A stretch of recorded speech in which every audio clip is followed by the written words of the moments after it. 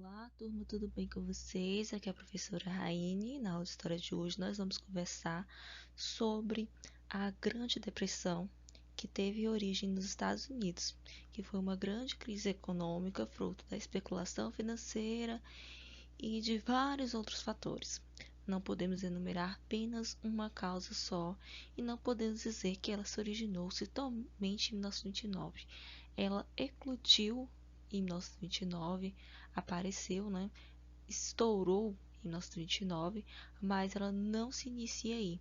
Podemos dizer que a origem da crise de 1929 vem da Primeira Guerra Mundial.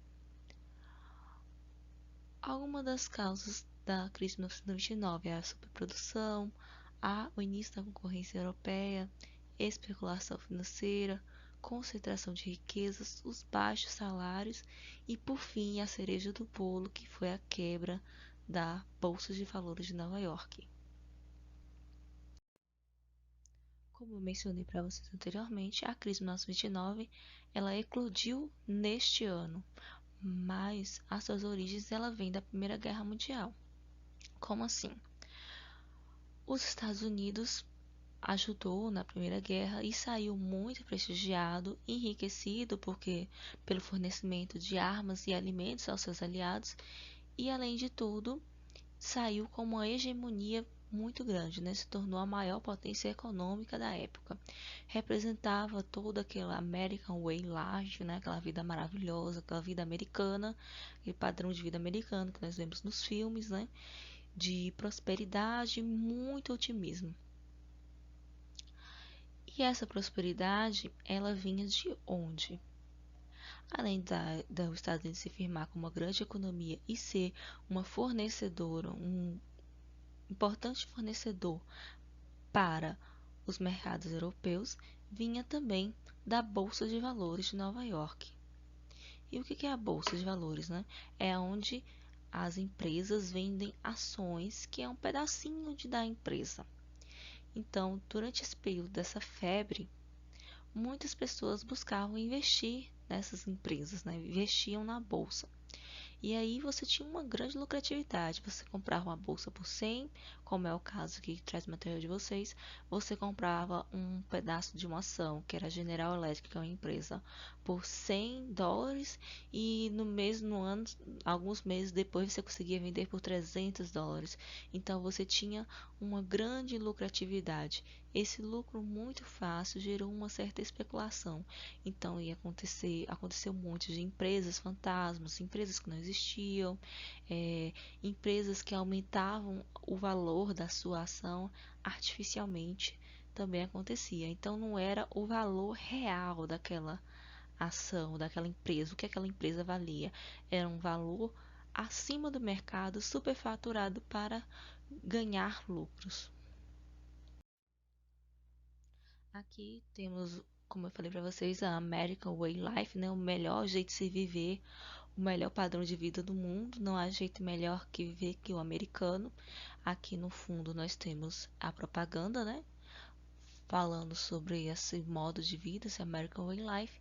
Em contraposição da crise de 1929, você tem uma fila de pessoas que estavam passando por necessidade. Perceba também que tem muitas pessoas negras aqui na fila, mostrando as desigualdades sociais e raciais, e na fila da sopa, que foi uma das formas que o governo, né, conseguiu, a sociedade civil conseguiu ajudar essa população mais pobre na época.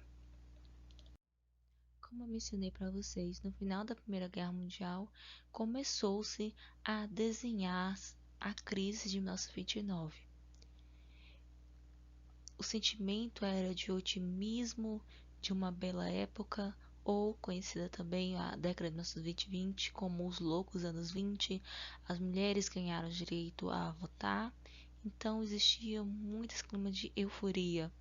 As tecnologias desenvolvidas durante a guerra ajudaram muito a melhorar a produção no campo, mas gerou outro problema, que era a superprodução de alimentos, enfim, várias outras coisas que eu vou pontuar com vocês ao longo da aula, mas eu quero que vocês entendam qual foi a primeira peça a cair do dominó. Imagine que a crise de 1929 é, são várias causas, como se cada causa fosse um dominó.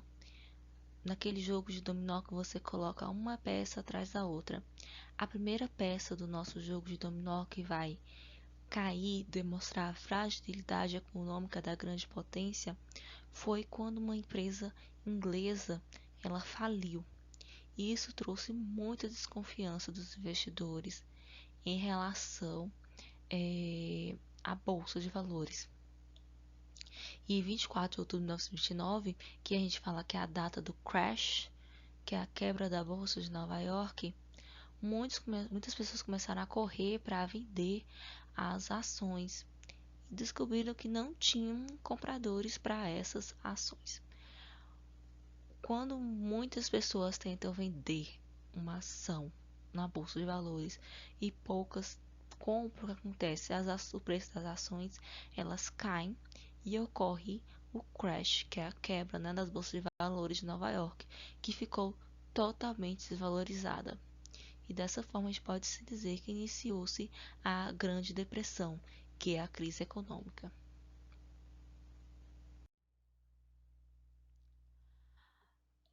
E quais foram as razões da Grande Depressão? Vamos falar das consequências primeiro, das consequências imediatas. Quando teve o crash, muitas indústrias faliram, né, porque desvalorizou totalmente suas ações na bolsa. Outras diminuíram sua produção e resolveram despedir os trabalhadores. Quando despediram os trabalhadores, o que ocorreu? O desemprego em massa de várias pessoas ao mesmo tempo. E no campo, os agricultores que estavam tendo uma superprodução. E quando você tem uma grande oferta de alimentos, você tem uma diminuição do preço desses valores no mercado. Então, se você tem muitos produtos, se você vende, se está tendo uma boa safra de feijão, logo o feijão vai estar em um preço muito barato, não é lucrativo para o agricultor. E foi isso que aconteceu. Para tentar, né, continuar com a produção agrícola, o que esses agricultores fizeram? Fizeram dívidas com os bancos. E depois não conseguiram pagar. E eles perderam suas terras para os bancos. E isso colaborou para a ruína de muitas pessoas. Agora nós vamos comentar sobre algumas das razões que levaram à Grande Depressão. Uma delas foi a concentração de riqueza na mão de poucas pessoas. Em 1929, 13% da população dos Estados Unidos tinha 90% de toda a riqueza produzida pelo país, enquanto 21% da população sobrevivia com 83 dólares por mês, que seria equivalente a um salário mínimo. Além disso, durante a década de 1920, o salário dos trabalhadores não vinha aumentando, ele continuava bem comprimido. Isso diminuiu o poder de compra da população e fez com que a população no geral não tivesse como comprar. Não poder comprar gerou um acúmulo de estoques. Aqui trouxe uma imagem bem interessante mostrando o lucro do patrão, que é sempre bem grande, né? Mostra a imagem com uma pessoa com bastante dinheiro e o salário do empregado bem diminuto. E era essa situação que estava com os Estados Unidos. Grande concentração de riqueza e, por outro lado, os trabalhadores não tinham acesso a essa riqueza, né? Nem mesmo seus salários eram valorizados. Um dos segundos motivos da Grande Depressão foi a crise agrícola, que foi oriunda da prosperidade desse setor, né? Uma prosperidade que acabou levando à ruína do setor. Como isso aconteceu?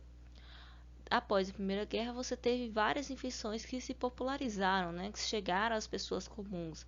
Dentre elas, a gente tem a eletricidade e o uso de equipamentos mecânicos, como o caminhão e o trator, que anteriormente não eram utilizados na indústria. Isso fez com que tivesse um boom, um grande aumento na produção. Quando se tem um produto, uma grande quantidade no mercado, o que vai acontecer? O preço dele vai cair, a procura pelo produto vai cair. Se estiver na feira e estiver na época do tomate, então todas as barracas têm tomate. Meu exemplo. o preço do tomate logo vai lá embaixo. E era isso que estava acontecendo com os produtos agrícolas. Estavam muito baratos. E a forma dos agricultores sobreviver, desses fazendeiros sobreviver, era pedir dinheiro ao banco. E eles acabaram se endividando, fazendo empréstimos. Como eles não tinham como pagar essa dívida, porque as colheitas sempre não conseguia se vender ao bom preço, eles acabaram perdendo a sua terra. E com isso se tornaram pessoas marginalizadas pela sociedade, porque elas perderam o seu sustento. E aí a gente vem a crise da superprodução agrícola. O terceiro motivo foi que a Europa, né, antes não era um concorrente com os Estados Unidos porque ela estava devastada no pós-guerra, mas a partir de 1924 essa situação modifica totalmente. Os países europeus começam a se recuperar novamente a sua economia e voltaram a produzir o que antes eles importavam dos Estados Unidos. E eles não eram concorrentes, mas agora passaram a ser e passaram a concorrer com os estadunidenses no mercado mundial.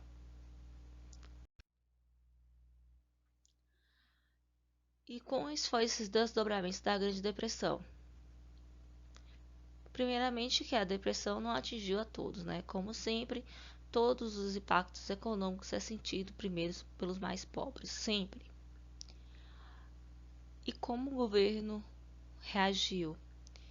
Ele procurou fechar ainda mais a economia ao exterior, cortou investimentos externos, inclusive alguns investimentos externos aqui no Brasil. A crise de a Grande Depressão impactou diretamente no Brasil.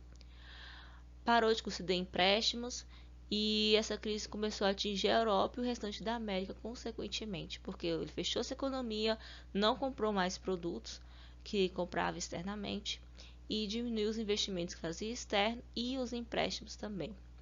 Um exemplo de como isso atingiu o Brasil foi a queima do café em Santos, que aconteceu no litoral de São Paulo, que aconteceu no governo Vargas.